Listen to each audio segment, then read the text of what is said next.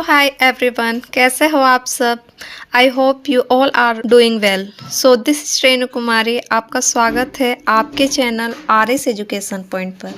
अगर आप बायोलॉजी को आसान और मज़ेदार तरीके से समझना चाहते हैं तो यह चैनल आपके लिए है। यहाँ आपको JTET, CTET, board exam, general science या 12th क्लास से जुड़ी बेहतरीन वीडियो मिलेगी। हम कॉन्सेप्ट को आसान भाषा और शॉर्ट ट्रिक से समझाते हैं, जिससे आपका समझना आसान हो जाएगा। अगर आप बायोलॉजी में एक्सपर्ट बनना चाहते हैं तो अभी चैनल को सब्सक्राइब करें और बेल आइकन को प्रेस कर दें, ताकि आपको हर नया वीडियो सबसे पहले मिले। तो प्लीज़ आप सबसे मेरी हम्बली रिक्वेस्ट है कि मेरे चैनल को सब्सक्राइब करें और मुझे मोटिवेशन दें, जिससे कि मैं आपके सामने बढ़िया से बढ़िया कंटेंट ला सकूं। तो चलिए अब बिना देर किए हुए इस सेशन की शुरुआत करते हैं। तो आज का हमारा टॉपिक है फ्रेंड्स खनिज, यानी कि मिनरल्स। तो आज की क्लास में हम बात करेंगे खनिज के विषय में। तो पीछे की कक्षाओं में मैंने लगभग सारे न्यूट्रिएंट्स के विषय में बात कर ली हुई थी friends, like vitamins, proteins, carbohydrates, fat etc। और शेष हमारा रह गया हुआ था खनिज और एक है रुक्षांश। तो आज के इस सेशन में हम लोग मिनरल्स एवं रुक्षांश के विषय में परिचर्चा को आगे बढ़ाते हैं। अब देखते हैं फ्रेंड्स कि हमारे शरीर में अलग अलग प्रकार के खनिजों की आवश्यकता होती है।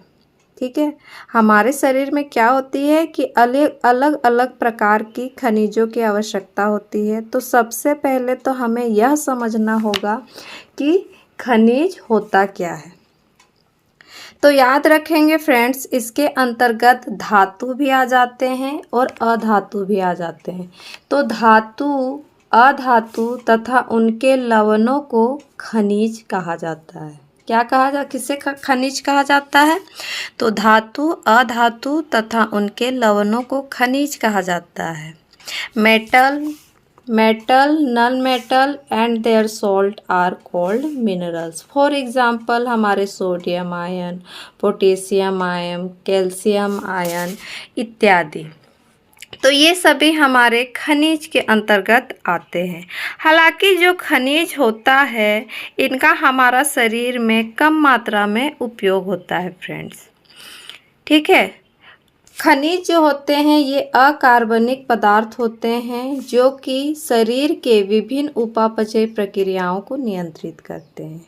देखिए यहाँ पे फिर से वही टर्म आया फ्रेंड्स, उपापचय प्रक्रिया। तो आपने अगर मेरे पिछले वीडियो को देखा होगा तो जिस समय मैंने सजीव एंड निर्जीव के बारे में आप लोगों को पढ़ाया था, तो उसमें मैंने उपापचय प्रक्रिया के टर्म को बहुत अच्छे तरीके से आप लोगों को समझाया था कि ये एक ऐसा शब्द है जो कि आपको पूरे बायोलॉजी में देखने को मिलेंगी।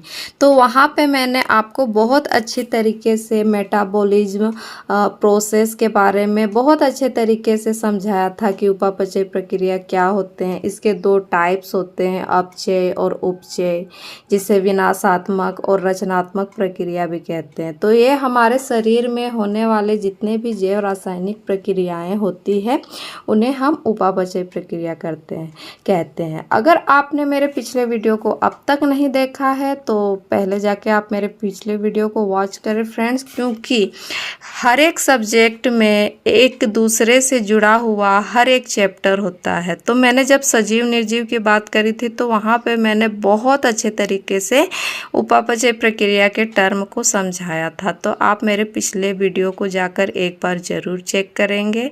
और हाँ, अगर आपने मेरे चैनल को अब तक सब्सक्राइब नहीं किया है तो प्लीज़ मेरे चैनल को सब्सक्राइब करेंगे। तो आइए अब हम टॉपिक पे आते हैं। तो ये हमारे खनिज जो होते हैं ये अकार्बनिक पदार्थ होते हैं जो हमारे शरीर में विभिन्न उपापचय प्रक्रियाओं को नियंत्रित करते हैं।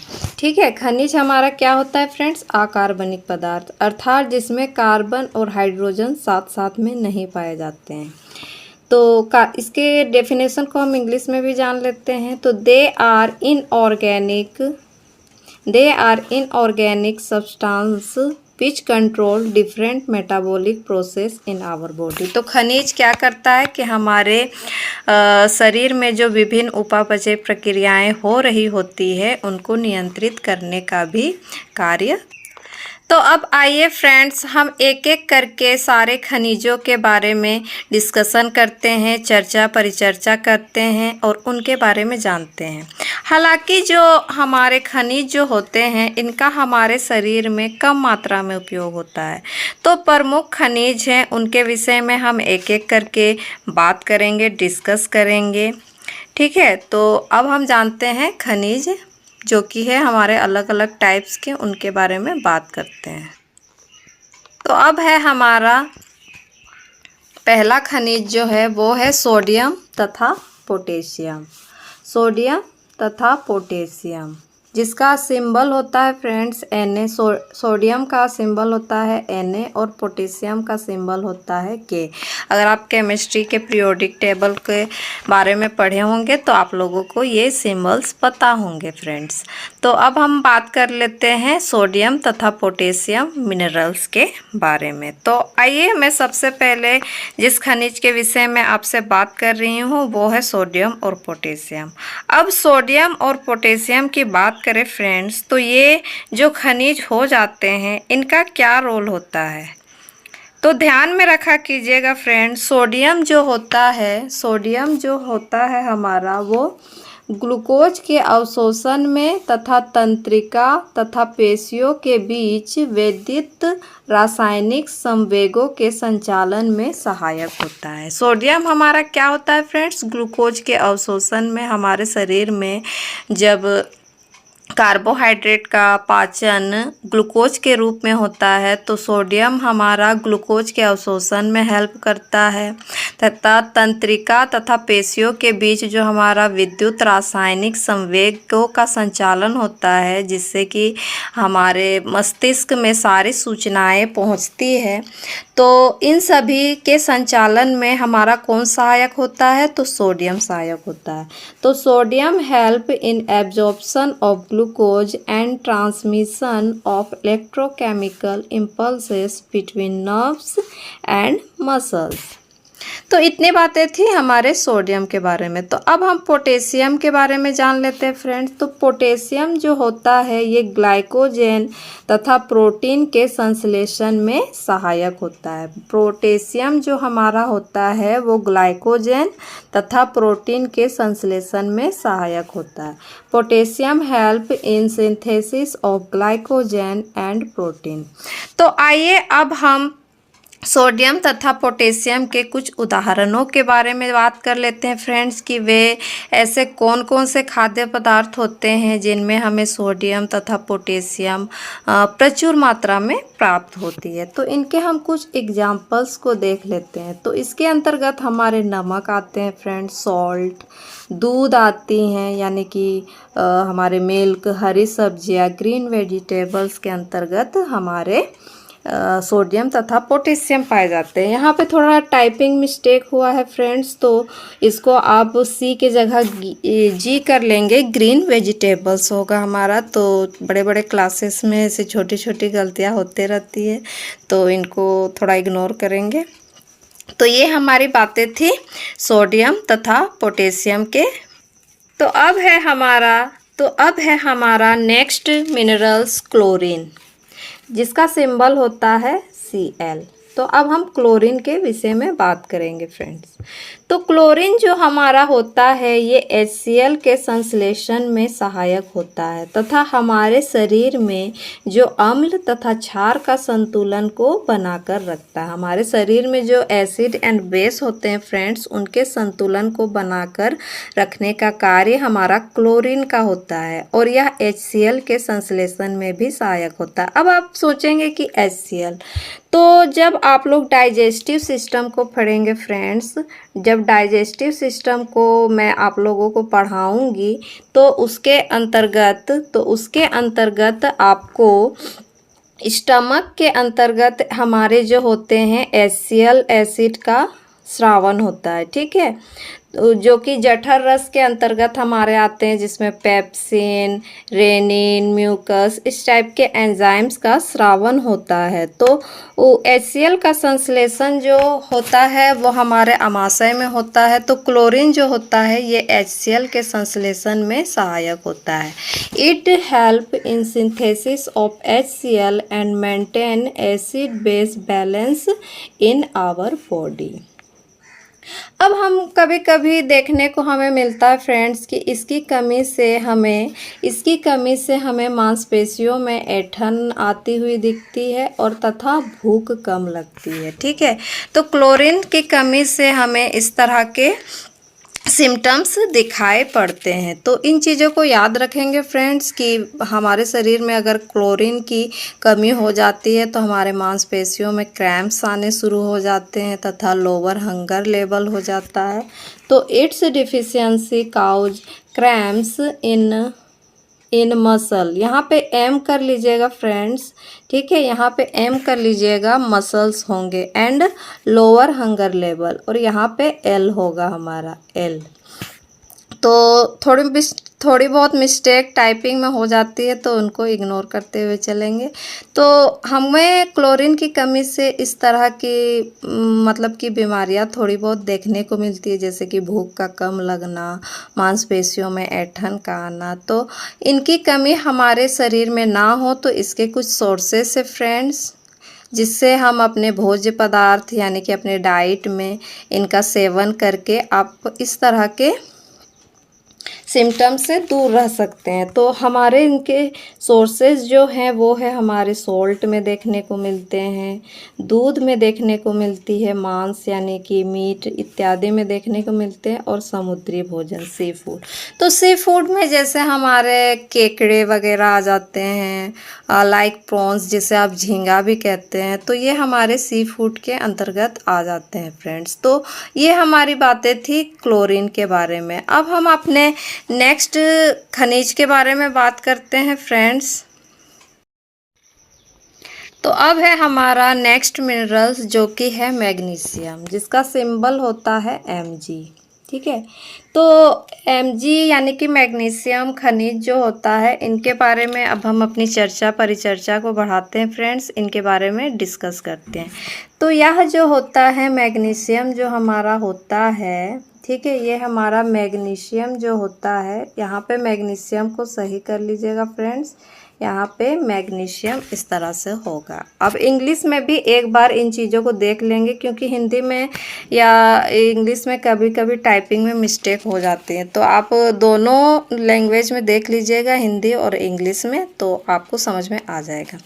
तो यह एंजाइम को सक्रिय बनाता है। ठीक है, मैग्नीशियम हमारा क्या करता है कि हमारे शरीर में जितने भी एंजाइम्स होते हैं उनको एक्टिवेट करने का काम करता है, और ये दांतों तथा हड्डियों का घटक होता है। याद रखेंगे फ्रेंड्स, ये दांतों और हड्डियों का घटक होता है, लेकिन ये दांतों और हड्डियों का जो होता है वो लघु घटक होता है। कौन सा घटक होता है? लघु घटक होता है। ठीक है, it is a component of bone and teeth. इसकी कमी से जो होती है फ्रेंड्स, वो हमारे उपापचय प्रक्रिया को प्रभावित करती है। किसकी कमी? तो मैग्नीशियम की कमी से हमारी उपापचय प्रक्रिया प्रभावित होती है।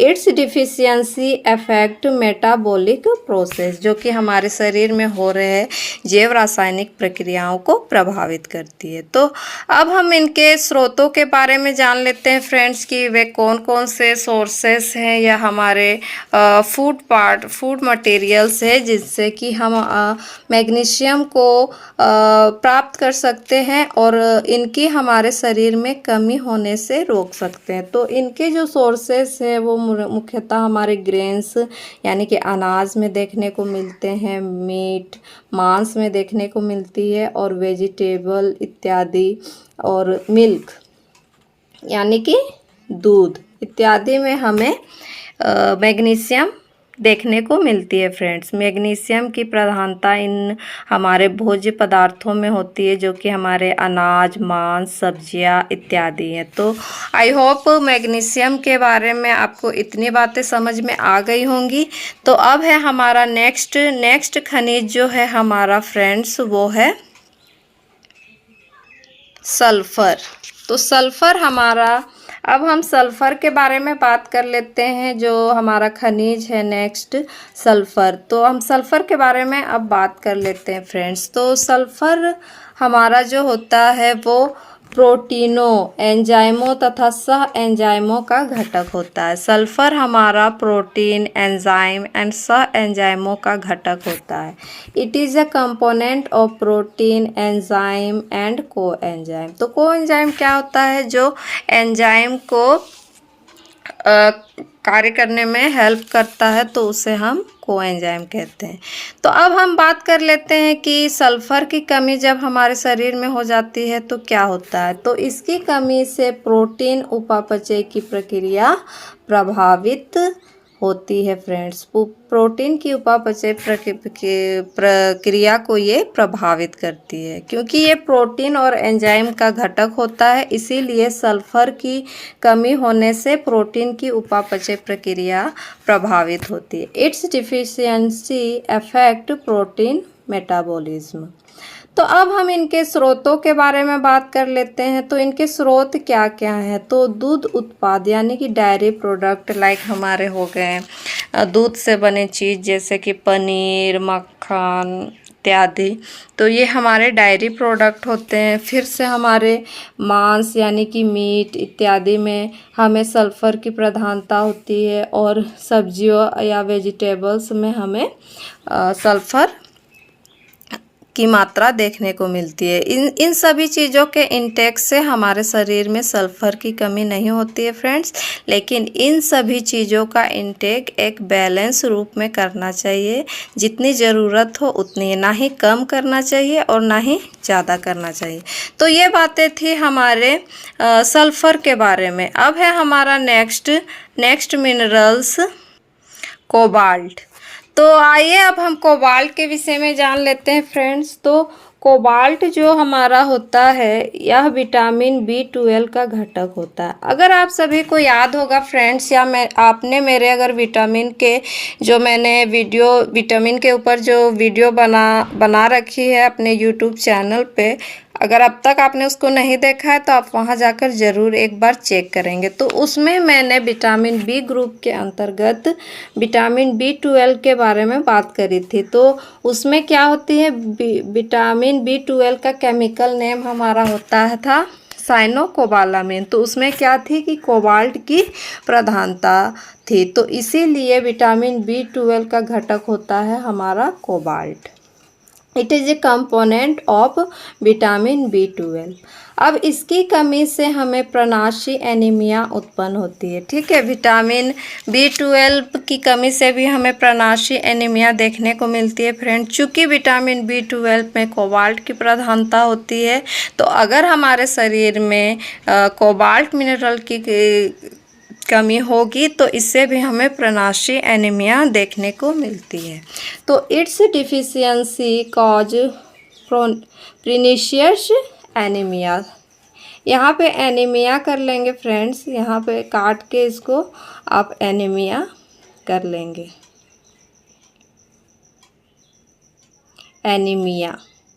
ठीक है, तो इट हेल्प और ये क्या करता है फ्रेंड्स, कोबाल्ट जो हमारा होता है ये आरबीसी के निर्माण में भी सहायक होता है, यानी कि रेड ब्लड सेल्स के निर्माण में भी कोबाल्ट जो होता है वो हमारा सहायता करता है। तो अब हम इनके सोर्सेस के बारे में जान लेते हैं फ्रेंड्स। तो इनके स्रोत हैं हमारे दूध, पनीर, मांस, खमीर यानी कि ईस्ट एक्सेट्रा इत्यादि में हमें खनिज यानी कि कोबाल्ट की मात्रा देखने को मिलती है। तो इनकी कमी से हमें प्रनाशी एनीमिया जैसे रोग देखने को मिलते हैं फ्रेंड्स। तो ये बातें थी हमारे खनिज के बारे में। तो चूँकि ये वीडियो हमारा काफ़ी लंबा हो जाएगा फ्रेंड्स, तो मैं आज के इस टॉपिक को यहीं पे छोड़ती हूँ, और अगला पार्ट 2 जो होगा वो खनिज का ही पार्ट 2 होगा, क्योंकि खनिज जो है थोड़ा सा लंबा टॉपिक है फ्रेंड्स। इसमें बहुत सारे हमारे खनिज आ जाते हैं जो कि एक ही वीडियो में ला पाना पॉसिबल नहीं हो पाता है। तो पार्ट 2 बन के आपके सामने नेक्स्ट ही वीडियो में मैं खनिज के बाकी जो बच गए हुए हैं मिनरल्स उनके बारे में चर्चा परिचर्चा को आगे बढ़ाऊंगी। आज के लिए यहीं तक रखती हूँ इस सेशन को। तो आशा करती हूँ कि आज का ये सेशन आपको पसंद आया होगा और आज के इस टॉपिक यानी मिनरल्स को आप लोगों ने बहुत अच्छी तरीके से समझा होगा और आप लोग लास्ट तक वीडियो में बने होंगे। तो मेरा चैनल को ज़रूर से लाइक करें, शेयर करें एंड कमेंट करें कि आप किस टॉपिक पर वीडियो चाहते हैं फ्रेंड्स। और रही बात एनसीईआरटी सीरीज़ की, तो मैं जल्द ही आप लोगों के सामने एनसीईआरटी सीरीज़ लेकर आने वाली हूँ, जो कि बच्चों से लेकर बड़े, क्योंकि अगर आप कॉम्पिटिटिव एग्ज़ाम्स की भी तैयारी कर रहे हैं तो आपकी सबसे ऑथेंटिक बुक जो होती है वो एनसीईआरटी ही होती है। अगर आपको किसी भी गवर्नमेंट एग्ज़ाम को क्रैक करना है तो उसका मूल मंत्र है कि आप सारे एनसीईआरटी बुक को, उनके कंटेंट को क्लियर कर ले, उन चीज़ों को पढ़ ले, तो आप कोई भी गवर्नमेंट एग्ज़ाम को क्रैक कर लेते हैं फ्रेंड्स। तो मैं बहुत ही जल्द आप लोगों के सामने एनसीईआरटी का कंटेंट लेकर आने वाली हूं और एनसीईआरटी सीरीज़ जो कि चैप्टर वाइज हर क्लास से होंगी, तो उनके बारे में मैं डिटेल में आप लोगों से चर्चा परिचर्चा करूंगी फ्रेंड्स। और मैं अभी भी जो आपको सीटेट, जेटेट, पीआरटी, टीजीटी की जितने भी प्रिपरेशन करवा रही हूँ या जो भी वीडियो मेरे यूट्यूब पर अपलोडेड है फ्रेंड्स, वो सारे आपके एनसीईआरटी के ही कंटेंट है जो कि मैं एक जगह इकट्ठा करके आप लोगों को पढ़ाती हूँ। ये एनसीईआरटी से बाहर नहीं है, तो आप इन चीज़ों को भी एक साथ ये कर सकते हैं फ्रेंड्स। फिर भी अगर आपको समझने में थोड़ी बहुत दिक्कत होती है तो मैं एनसीईआरटी की सीरीज़ आप लोगों के सामने बहुत जल्द लाऊंगी, जिससे कि आपके सारे डाउट्स क्लियर हो जाएंगे। तो मिलती हूँ आपसे नेक्स्ट वीडियो में नेक्स्ट टॉपिक के साथ। तब तक के लिए bye bye and take care.